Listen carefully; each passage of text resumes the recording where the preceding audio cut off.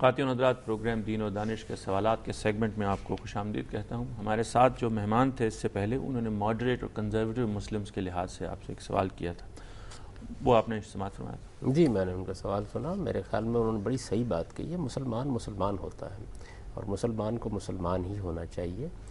یہ جو اصطلاحات ہیں یہ بدقسمتی سے اس زمانے میں وجود پذیر ہو گئیں، اور اس کی وجہ کیا ہے؟ اس کی وجہ یہ ہے کہ بہت سے ایسے لوگ ہیں جنہوں نے ان مذہبی تعبیرات کو جو ایک زمانے میں ہمارے فقہا نے کی تھیں اور پھر اس کے بعد علماء نے ان کو اپنے کلچرل اثرات کے تحت ایک خاص صورت دے دی، اصل مذہب سمجھا ہوا ہے۔ اس کا نتیجہ یہ نکلتا ہے کہ ایک پھر دیکھنے والا آدمی ان کے بارے میں کنزرویٹو مسلم کی اصطلاح اختیار کر لیتا ہے۔ جو لوگ اس نقطہ نظر کی تردید کرتے ہیں اور یہ خیال ہوتا ہے کہ بعض قدیم چیزیں ان کے ہاں وہ اہمیت نہیں رکھتی، تو انہیں لوگ ماڈریٹ کہہ لیتے ہیں۔ تو یہ لوگوں کے زاویے سے بنی ہوئی اصطلاحات ہیں۔ آدمی کی اصلی کوشش یہ ہونی چاہیے کہ وہ سچا مسلمان بنے، یعنی وہ اللہ تعالیٰ کی کتاب کو ماننے والا ہو۔ اللہ تعالیٰ نے اپنی کتاب میں جو بات بیان کر دی ہے، اس کے پیغمبر نے جس چیز کو دین قرار دے دیا ہے، نہ میں اس میں کمی کر سکتا ہوں، نہ اس میں بیشی کر سکتا ہوں، نہ اس میں کوئی ترمیم کر سکتا ہوں، نہ کوئی اضافہ کر سکتا ہوں۔ یہ تو میرا کام ہی نہیں ہے۔ یعنی یہ صورتحال ایسی تو نہیں ہے کہ آپ اپنی طرف سے دین میں کوئی تراش خراش کر لیں گے۔ دین کو سمجھا جاتا ہے۔ تو ہمارے ہاں ہوا یہ ہے کہ دین کے سمجھنے کا عمل چونکہ ایک لمبے عرصے سے براہ راست نہیں رہا، یعنی جو اس کی ٹریڈیشن یا روایت بن گئی ہے اور جس میں ظاہر ہے کہ انسان داخل ہو گیا ہے، تو اصل میں دین تو ایک ہی ہے اور خدا کے دین میں کوئی کمی بیش نہیں ہو سکتی، لیکن اس کے فہم کا جہاں تک معاملہ ہے اس میں ظاہر ہے کہ انسان جب داخل ہوتا ہے تو کچھ اختلافات ہو جاتے ہیں۔ ان کی وجہ سے یہ تعبیریں اور یہ چیزیں وجود میں آ گئی ہیں۔ تو ان کو یہ سمجھانا چاہیے کہ وہ بھی اگر دین کو جاننا چاہتے ہیں تو ماڈریشن یا کنزرویٹو یا اس پہلو سے دیکھنے کی بجائے وہ یہ دیکھنے کی کوشش کریں کہ اصل دین کیا ہے، اصل دین کی حقیقت کیا ہے، یعنی وہ قرآن میں کیسے بیان ہوا ہے، وہ پیغمبر کے ارشادات میں کیسے بیان ہوا ہے۔ جب وہ اصل دین کو جانیں گے، مغربی دوست بھی اگر جاننا چاہتے ہیں تو ان کی دلچسپی اصل میں مسلمانوں کے حالات سے نہیں ہونی چاہیے، اصل دین سے ہونی چاہیے۔ ٹھیک، السلام علیکم۔ وعلیکم السلام۔ خانے وال سے افتخار احمد۔ جی افتخار صاحب، موجودہ دور کے ایک بڑے عالم دین نے اپنی تفسیر میں لکھا ہے، انسان دراصل صفات الہی کا پرتو ہے۔ اسی پرتو کی وجہ سے انسان زمین پر خدا کا خلیفہ ہے اور ملائکہ سمیت تمام اشیاء کا یعنی محجور قرار پایا ہے۔ کیا انسان میں صفات الہی پائی جاتی ہیں؟ کیا اسی وجہ سے انسان محجور قرار پایا ہے؟ یہی میرا سوال ہے۔ اچھا، وہ ایک اور سوال لے لیتے ہیں جناب۔ جی حضور، السلام علیکم۔ السلام علیکم۔ وعلیکم السلام۔ سر میں مہوش بات کر رہی ہوں، جوہر ٹاؤن لاہور سے۔ جی سر، ایک چھوٹا سا کوشچن تھا، میں پوچھنا چاہ رہی تھی جی فرمائیں۔ کہ روزے کے لیے جو نیت ہم لوگ بچپن سے سنتے آئے ہیں اور ہمارے پیرنٹس نے ہمیں جو بتائی سکھائی ہے، اب کچھ ایسے چینلز میں نے دیکھا کچھ ڈفرینٹ ہی کچھ نیت آ رہی ہے، مجھے بڑی سخت کنفیوژن ہے اس میں۔ ٹھیک، کائنڈلی پلیز یہ حامد صاحب سے۔ ضرور۔ انسان صفات الہی کا پرتو۔ دیکھیے، بات یہ ہے کہ ہر صاحب علم اپنا ایک نقطہ نظر بیان کرتا ہے۔ میں نے ابھی اس موضوع پر گفتگو کی ہے، پچھلی نشست میں بھی کی ہے، اور اس میں نے یہ عرض کر دیا ہے کہ جو سجدہ کرایا گیا فرشتوں کی طرف سے، یہ اصل میں خود فرشتوں کی اطاعت کا امتحان تھا۔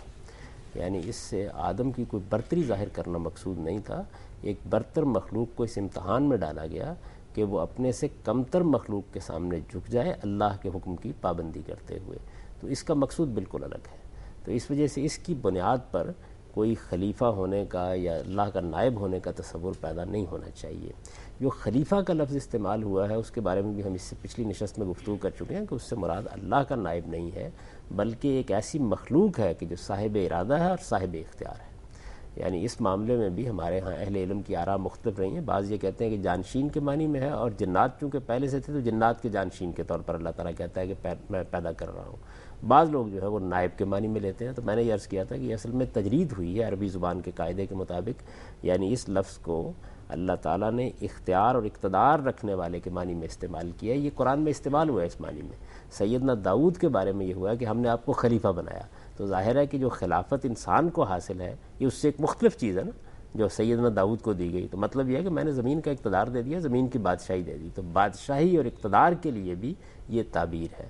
تو اس کو اس طرح میں سمجھتا ہوں۔ میں نے صفات الہی کے بارے میں جو بات انہوں نے کی تھی، دیکھیے بات یہ ہے کہ اگر ان صاحب علم نے یہ بات بیان کی اور اس طرح بیان کی ہے کہ انسان کے اندر بھی کچھ نہ کچھ اللہ تعالیٰ کی صفات کا پرتو کا مطلب ہے سایہ، یعنی کچھ نہ کچھ، یہ دیکھیے نا، رحم ہے، کرم ہے، عنایت ہے، فیاضی ہے، تو یہ صفات وہ ہیں کہ جس میں اللہ تعالیٰ کے ہاں ظاہر ہے یہ بدرجہ عتم ہے، اللہ تعالیٰ کے جس صورت میں پائی جاتی ہیں اس سے انسان کا کوئی تقابل نہیں ہے، لیکن کسی درجے ہی میں صحیح بہرحال انسان بھی ان صفات کو اپنے اندر محسوس کرتا ہے۔ اس کو انہوں نے اس اسلوب میں بیان کر دیا ہو۔ ٹھیک، السلام علیکم۔ وعلیکم السلام، ارسلان لاہور سے۔ جی حضور۔ جی، سوال یہ ہے کہ کیا کوئی ایسی کتاب ہے جس میں اسلامی احکامات جو واضح طور پہ قرآن اور حدیث میں آگے ہوں، جی، ان احکامات کو ایک جگہ انتہائی آسان انداز میں جمع جو ہے وہ کر دیا گیا ہو؟ مثال کے طور پہ چاہے وہ احکامات عقائد میں ہوں، چاہے عبادات میں ہو یا معاملات میں ہو، ایسی کتاب ہو کہ صرف اس میں لکھا ہو کہ یہ حکم ہے، اس کے پیچھے یہ آیت ہے، اس کے پیچھے یہ حدیث ہے، بس کوئی ڈیٹیل نہ ہو، کوئی ایکسپلینیشن نہ ہو، سمپل 1 2 3 وہ کر کے وہ لسٹ وہ کر دیں تاکہ تمام لوگوں کو مل جائے کہ اگر اسلامی احکامات کے بارے میں کوئی دیکھنا ہو تو یہ اس کتاب کو ریفر کر لیں، انتہائی مختصر۔ اگر نہیں ہے تو غامدی صاحب کو آئیڈیا ہے کہ پلیز ایسی کتاب کو لکھتے ہیں، میری کوئی ہیلپ کو چاہیے تو I am available for this. ٹھیک، تھینک یو، بہت نوازش جناب۔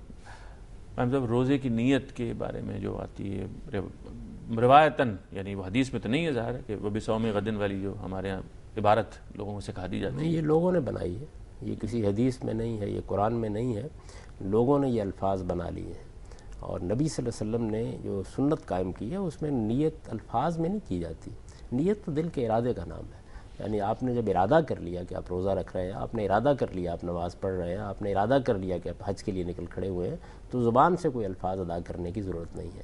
زبان سے الفاظ بعض اوقات ایک علامت کے طور پر ضرور ادا کیے جاتے ہیں، جیسے حج و عمرہ کے موقع پر کرتے ہیں، تو وہ بھی چونکہ ہم اصل میں تلبیہ پڑھتے ہوئے لبیک لبیک کہتے ہوئے اللہ کی طرف لپکتے ہیں، تو اس موقع پر اپنی نیت کا اظہار بھی کرتے ہیں زبان سے۔ عبادات میں صرف حج و عمرہ عبادات کی میں ہے، صرف حج و عمرہ میں یہ ہوتا ہے، اور وہاں اس کی سمجھ میں آتی ہے وجہ، لیکن جہاں تک نماز کا روزے کا تعلق ہے، آپ نے دل میں ارادہ کر لیا، بس یہی نیت ہے، یہی ارادہ ہے، اس کی بنیاد پر آپ کو اس کا اجر ملے گا۔ اچھا جی، وہ ارسلان صاحب نے اپنی خدمات آپ کو پیش کی، اگر ایسی کوئی کتاب نہیں ہے تو آپ بتائیں کہ وہ۔ جی، انہوں نے مجھ سے کہا دیکھیے 3 کتابیں ایسی ہیں کہ جن کے اندر پورا کا پورا دین بیان ہوا ہے ہمارے ہاں۔ ایک غزالی کی احیاء العلوم ہے، انہوں نے اپنے لحاظ سے پورے دین کو بیان کر دیا، پھر اس کا خلاصہ بھی انہوں نے کیمیائے سعادت کی صورت میں کر دیا تھا۔ اس میں وہ قرآن مجید کی متعلقہ آیات بھی لے آتے ہیں، اس میں حدیثیں بھی لے آتے ہیں۔ دوسری کتاب شاہ ولی اللہ کی حجت اللہ البالغہ ہے، اس میں بھی یہی ہے۔ میں نے بھی ایک حقیر خدمت یہ کی ہے کہ میزان کے نام سے جو کتاب لکھی ہے اس میں طریقہ یہ اختیار کیا ہے کہ اپنی طرف سے کوئی بات کہنے کی بجائے قرآن مجید کی آیات ہیں جن کو عنوان بنا کر بس ان کی مختصر وضاحت کر دی ہے اور حدیثیں بیان کر دی ہیں۔ تو یہ دیکھنا چاہیں تو ان تینوں کتابوں کو دیکھ سکتے ہیں۔ ٹھیک، میم صاحب ایک سوال جو رہ گیا تھا، ان صاحب نے پہلے کیا تھا کہ کیا جمادات میں سے بھی شعور رکھنے والی ہے مخلوقات؟ ہمارے علم میں نہیں ہے، یعنی دیکھیے اللہ تعالیٰ کا کیا معاملہ ہے کسی مخلوق کے ساتھ، اور وہ کس کس طریقے سے ان کو مخاطب کرتا ہے، اور جمادات کی کیا نوعیت ہے، ہمیں اس کے بارے میں کوئی معلومات نہیں ہے۔ قرآن مجید سے تو یہ معلوم ہوتا ہے کہ یہ ساری مخلوقات اللہ تعالیٰ کی تسبیح کرتی ہیں، اپنے پروردگار کی حمد کرتی ہیں۔ کیسے کرتی ہیں؟ یعنی یہ ایک بیان بھی ہو سکتا ہے اس کے قانون اور اس کے قاعدوں کی پابندی کا، اور یہ ایک امر واقعہ بھی ہو سکتا ہے۔ تو اس کا راز ابھی کھلا نہیں ہمارے اوپر کسی لحاظ سے بھی۔ جہاں تک باقی مخلوقات کا تعلق ہے ان کے بارے میں بھی ہم بڑا تھوڑا علم رکھتے ہیں۔ مثال کے طور پر جو حیوانات ہیں ان سے متعلق بھی اگر آپ دیکھیں تو ہمارا علم بڑا محدود ہے، ہم نہیں جانتے کہ ان کی کیا نوعیت ہے۔ میں جب قرآن مجید میں دیکھتا ہوں کہ ہدہد نے جو کچھ تبصرہ کیا اور جیسی گفتگو کی ہے، اور چونٹی کی گفتگو، اور چونٹی کی گفتگو جو بیان ہوئی ہے، تو یہ معلوم ہوتا ہے کہ ان کے اندر بھی شعور کی کچھ سطحیں ہیں، اور وہ کس درجے کی ہیں ان کے بارے میں ہم کچھ حتمی طور پر نہیں کہہ سکتے۔ السلام علیکم۔ وعلیکم السلام جی، سرگودا سے بول رہا ہوں جی، راؤ ظفر اقبال۔ جی راؤ صاحب، میں نے یہ سوال کرنا ہے جی کہ شریعت میں قربانی کرنا فرض ہے یا نہیں ہے؟ ٹھیک۔ اور دوسرا سوال یہ جی کہ نماز میں سورہ فاتحہ پڑھنا فرض ہے یا نہیں ہے؟ ٹھیک، بہت شکریہ۔ سورہ فاتحہ نماز کے لازمی اذکار میں سے ہے، یعنی نماز میں جو چیزیں پڑھنی ہیں جن کو ذکر کہا جاتا ہے یا اذکار کہا جاتا ہے، ان میں 2 چیزیں لازم ہیں، ایک قرآن مجید پڑھنا اور دوسرے سورہ فاتحہ پڑھنا۔ اس کے علاوہ وہ اذکار لازم ہیں کہ جو آپ خفض و رفع میں کرتے ہیں، جیسے اللہ اکبر کہتے ہیں، سمع اللہ لمن حمدہ کہتے ہیں، یا اسی طریقے السلام علیکم ورحمۃ اللہ، بس یہی لازمی چیزیں ہیں۔ اس کے علاوہ جو کچھ ہے، رکوع میں کیا پڑھنا ہے، سجدے میں کیا پڑھنا ہے، تشہد میں بیٹھ کے کیا پڑھنا ہے، وہ سب آپ کے لیے اختیاری ہے، آپ اس میں جو دعا چاہے کر لیں، لیکن یہ چیزیں لازم ہیں، ان کو لازمی اذکار کی حیثیت ہے۔ جیسے نماز کے کچھ لازمی اعمال ہیں، اسی طریقے سے نماز کے کچھ لازمی اذکار ہیں، اور اس میں دو ہی چیزیں ہیں، ایک سورہ فاتحہ اور ایک اس کے ساتھ قرآن ملانا۔ یہ جو آپ شروع میں ثنا پڑھتے ہیں یہ بھی لازمی اذکار میں شامل نہیں ہے، نبی صلی اللہ علیہ وسلم نے اس کی جگہ بہت سی دوسری دعائیں پڑھی ہیں، تو کوئی بھی دعا اس موقع کو کی جا سکتی ہے۔ عام صاحب بریک کی اجازت دیجیے، خواتین حضرات بریک کے بعد حاضر ہوں۔